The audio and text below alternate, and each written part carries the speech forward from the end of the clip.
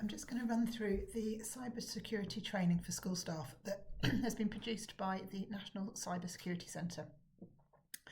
It's one of those things that we need to just really be aware of and be on top of. So it's just an opportunity, hopefully, to raise the awareness of some of the things that we need to be thinking about when we're using our devices. When we talk about a cyber incident, we're talking about anything that is negatively impacted by our use of IT. So that could be our systems, it could be processes, it could be people. And there are all sorts of ways that we can help to defend ourselves against those things and things that we just need to be really aware of. So that's what we're going to have a little look at. Just a little bit of background as to why this is really important.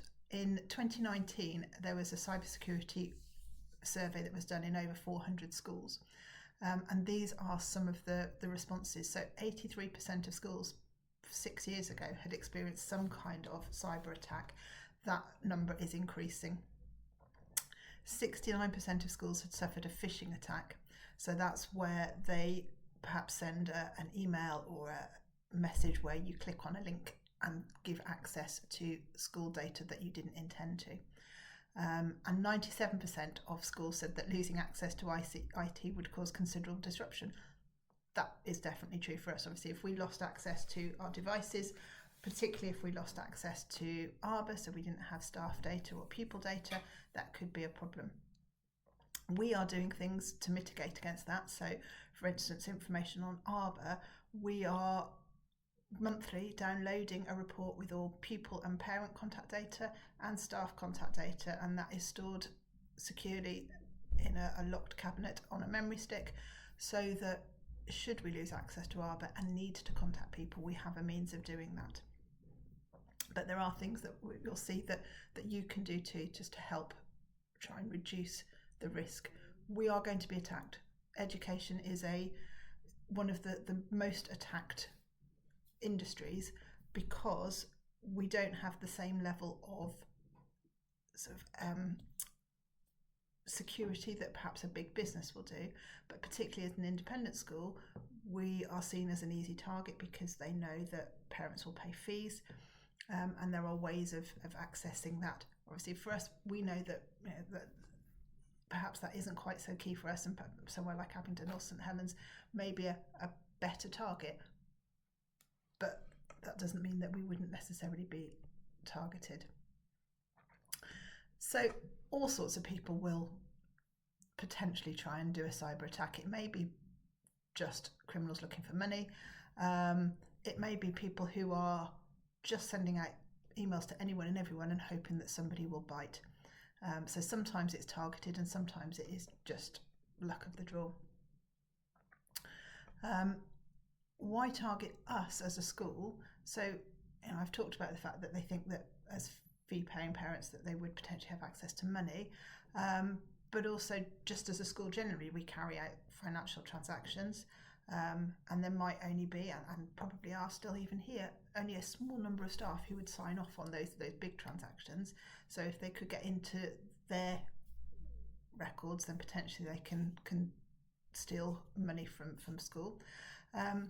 We hold huge amounts of sensitive data for pupils, for parents and for staff. If perpetrators can get hold of that, then they can look at identity theft, they can look at reselling that information, and it is really valuable on the black market. Cybersecurity is not something that is a strength of anyone who works here. We've got a really good IT team, but we are small, and it is not something that is something we deal with on a daily basis. So we are sort of on the back foot a little bit there as well. And again, I talked about the fact that it's actually not massively true for us, but to some extent, we do have older equipment. We certainly don't have the most up-to-date things. We don't necessarily have the biggest, best firewalls that will stop things coming in. We've got good ones, but compare us to a big business, then we don't have the financial wherewithal or need to buy that kind of stuff, and a lot of it would impact negatively on the way that we work. So it is a very much a balancing act. Generally speaking, threats come from two places. They will come from inside school or outside school. So outside school, we've talked about it, it's generally your criminals who are wanting to make money. They're good at identifying anything that could be monetised. So sensitive data, blocking access to systems and demanding a ransom, targeting weak processes, those sorts of things. Looking at taking advantage of how we might log into systems. So if we've got single sign-on and we've got weak passwords, can they get in that way?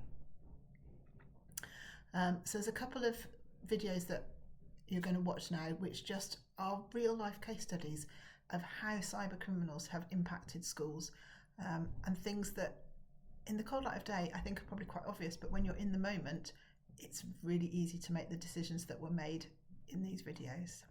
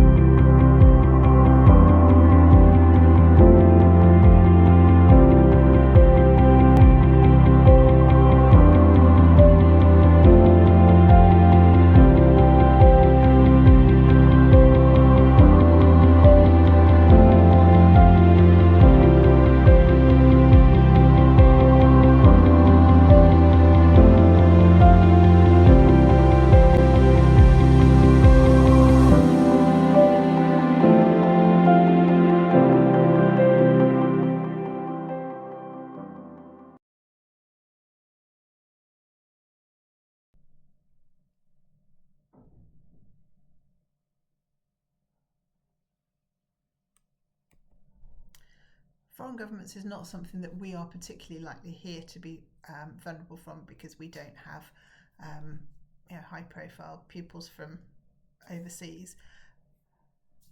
But you can get caught up in attacks by foreign governments that are untargeted. So there was a ransomware attack by North Korea in 2017 that affected the NHS because of a vulnerability within Windows. So it was targeted for big business, but because of the way it got into Windows, it had a massively negative impact on the NHS as well. So sometimes it is that untargeted byproduct that could impact us as well. So there's little we can do to mitigate about those things, but it's just being aware that it could be an issue. Inside school, it could come from pupils.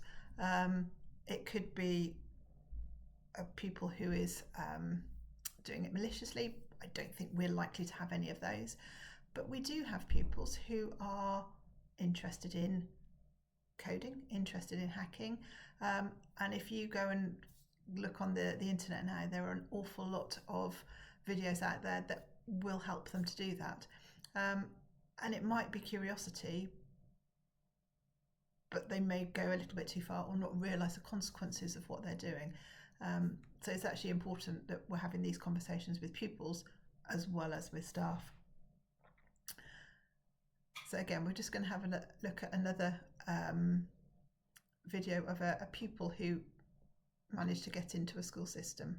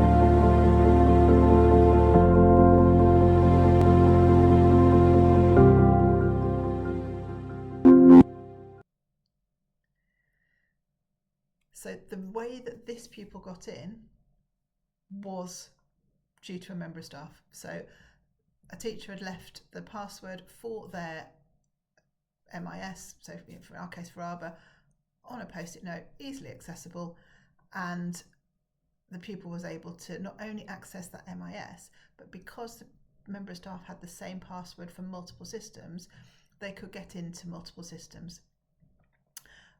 It became a major data breach for the school, and they had to report the incident to the Information Commissioner's Office. We do go on quite a lot about making sure computers are locked. It is really important. You know, for many of our pupils, again, wouldn't do it maliciously. It would be just a what if. But what if, and they do something inadvertently, can be a massive issue. I don't think, as yet anyway, we've ever had a member of staff who would be in this situation. So I'm not particularly going to go on about this one, but it is a potential risk.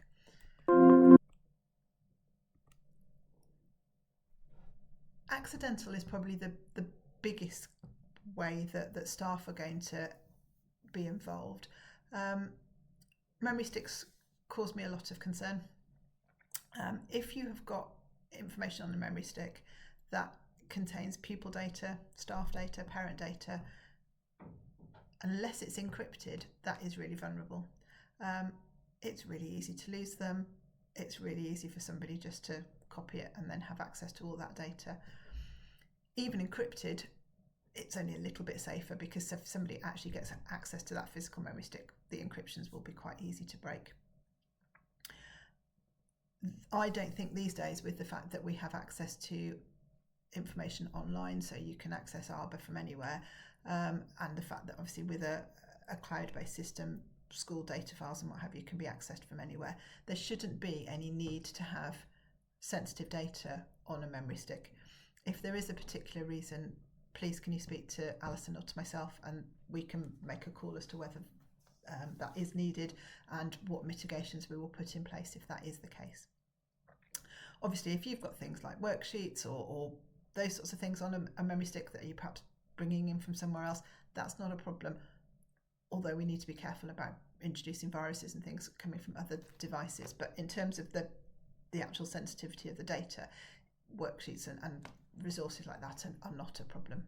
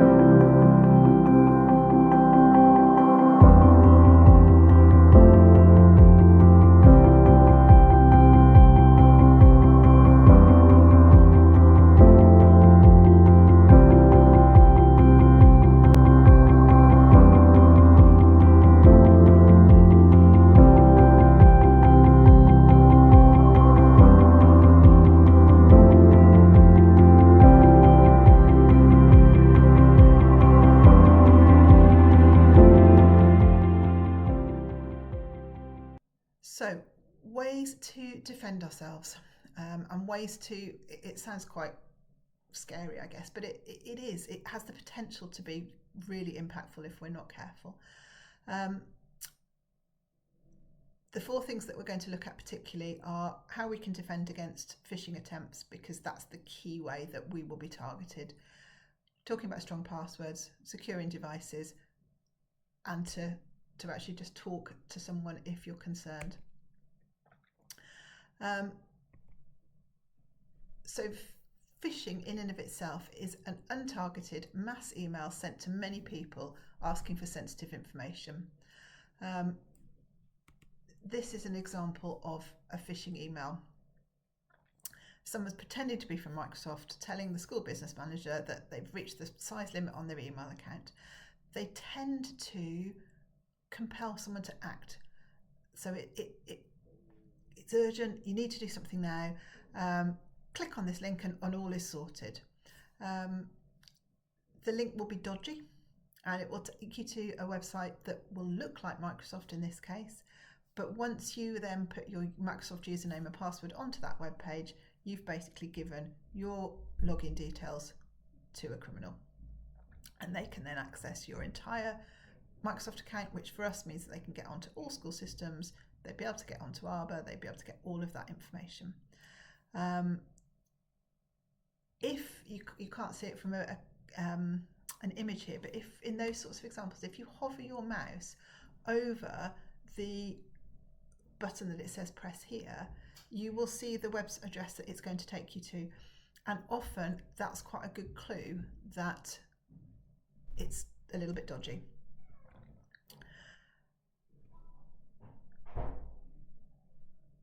So looking at how we can defend ourselves, look out for, I'm particularly looking at the sort of the influence techniques, things that are urgent, that are saying, that are authoritative. Look very much for poor spelling, poor grammar. That's unfortunately less and less easy to find these days with the advent of AI. And again, the previous one where it was a Microsoft website, it will pretty much look like it these days. They're very, very clever. Amazon, I know, have had many people attempting to scam them. And you go and it looks like a genuine Amazon website, and it's not just the front page. You can click on things and it will take you to places.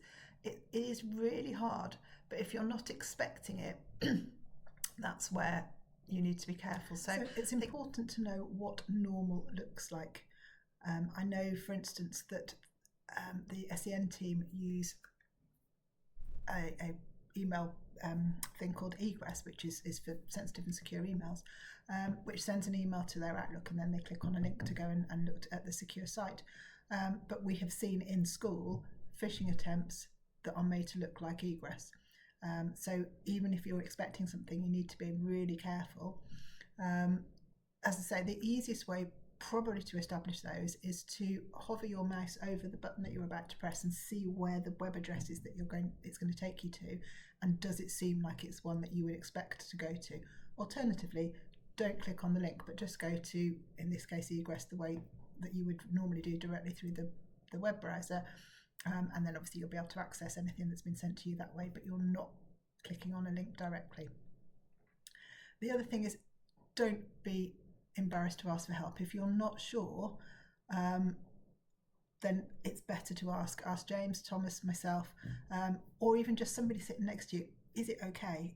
Should I do it? And better not to, and for somebody else to look at it and say, yeah, no, it's absolutely fine, than to click on something and it to be a problem. If we have a culture of actually people being willing to just to ask and say and check, we are far less likely to have a problem. But if you do click on something, mistakes will happen. These criminals are really quite clever, and they will prey on our concern and our wanting to do the right thing. Then again, please do let myself, James, Katie know as soon as possible, so that we can look at reducing the risk in terms of harm to the school information, and we can make sure that it's reported to anyone who needs to be aware of it. Strong passwords is obviously really important. It's become more and more important than it used to be, because we have passwords for so many different sites. You can check through this website that it says here, Have I Been Pawned, which is a genuine website, whether or not your accounts on other websites have been compromised through a data breach. You may well have had emails from web shops that you use. I know obviously Marks and Spencer's have had data breaches, and if your information has been compromised, and your password has been taken, and you use the same password for Marks and Spencer's as you do to get onto your school account, then the criminals have got your school password. And because so many people use the same password in multiple locations, that's the first thing that they would try. We are going to insist on passwords being changed before the end of term. We haven't changed passwords here in a very long time, and it is going to happen, and it will then happen relatively regularly, every 3 or 6 months, something like that. In terms of your password, really your password to get into your Microsoft account, which is obviously all of our school things, should be different to anything that you use anywhere else. And I would advise, just from a personal perspective, that obviously things like online banking or your own personal emails would be different again, so that if a bit of data was compromised, then they're not immediately giving access to other accounts as well. In terms of what those passwords look like, obviously these days lots of, if you've got iPhones and things, they will suggest strong passwords. That's great. Not then helpful if you want to log on somewhere else and you can't remember what the random string of characters is. The perceived wisdom these days is 3 words that are not related to each other but are meaningful to you, or you can create a story out of them. So please not the unicorn school, because obviously that's a bit obvious, but football, Germany, I was going to say beer, but that probably is quite obvious, but those sorts of 3 words that will mean something to you, which will be a little bit easier to remember than a random string of characters. But so please do be aware that we will be doing a password reset in school before the end of term. So start thinking about what your password's going to be. If you do need to write a password down because you can't remember it, then please keep it somewhere secure so that it's not easily available for pupils, or actually for somebody at home, because obviously nobody else should be using your school device.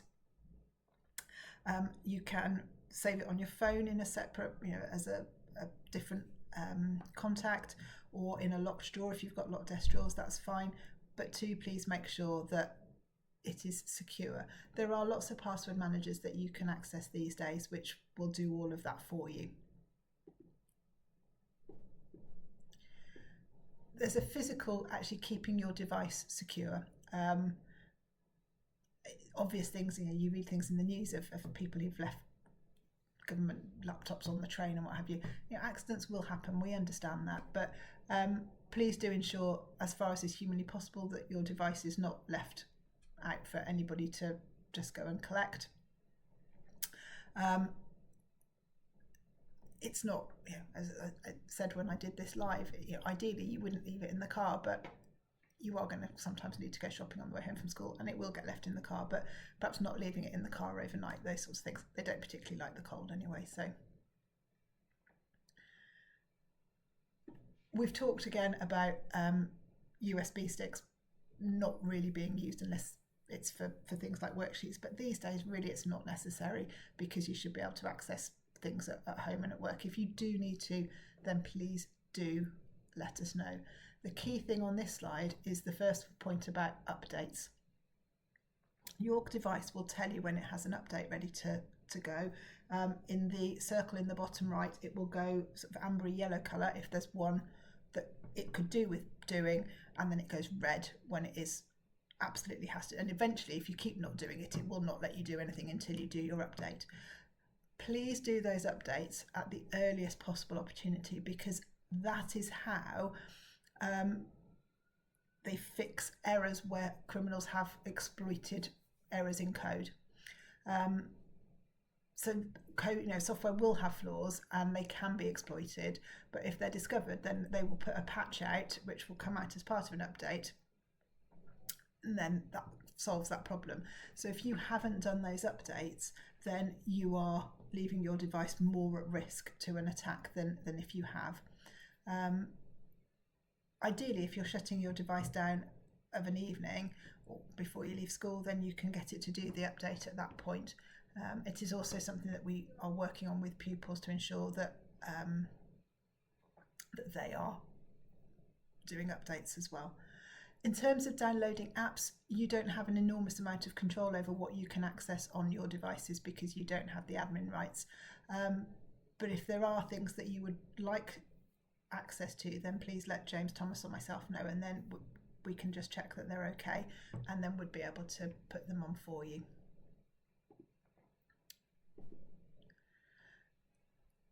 Just to reiterate, if you see anything suspicious, let us know, report it. Don't be afraid to challenge things to us. If it doesn't work, if we've put some security in place and it's not working for you because you can't do your job, do let us know. We've tried with things like multi-factor authentication not to require it in school, not to require it for pupils because that's not practical. But obviously we're trying to put things in place to keep people safe too. So, but do come and speak to us if you have any concerns. This is a handout that I gave when we did this session live. It's just some examples of potential scam emails and messages which you can perhaps have a look at, pause the video and see whether or not you can tell why they might be. These are the key kinds of things that happen on phishing emails. We've talked about them already, but it's weird addresses. So this one's got a number 1 in the address. Things that are generic rather than personal. So dear customer, they sound urgent. They're worrying because they're going to suspend your account. Zip files are notorious for containing viruses and malware. So if you're not expecting it, please don't open it. Things like poor grammar, poor phrasing, poor spelling, and weird and unusual branding, all of those sorts of things. I've got a few more to flick through, but I'll flick through slowly so you can pause the video and read them if you want to, rather than me reading them to you now.